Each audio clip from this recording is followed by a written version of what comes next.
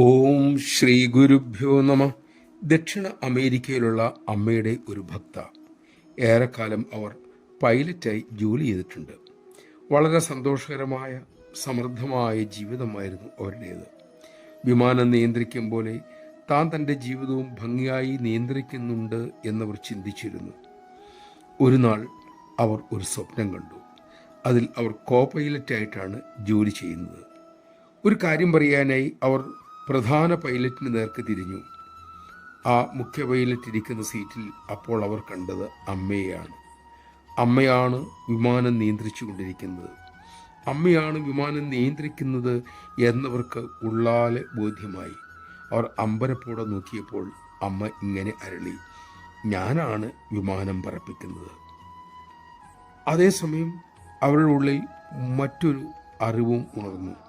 തൻ്റെ ജീവിതം നിയന്ത്രിക്കുന്നത് അമ്മയാണ് എന്നവർക്ക് ഉള്ളിൽ തട്ടി ബോധ്യമായി. നമഃശിവായ. അമ്മയെ ആശ്രയിച്ചവരുടെ എല്ലാം ജീവിതം നിയന്ത്രിക്കുന്നത് ആ തൃക്കരങ്ങളാണ്. അതുകൊണ്ട് തന്നെ നമുക്ക് തെല്ലും പരിഭ്രമം വേണ്ടതില്ല.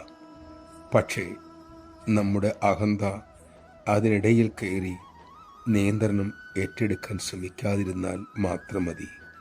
ജാഗ്രതയോടെ അത് ശ്രദ്ധിക്കാൻ നമുക്ക് സാധിക്കട്ടെ.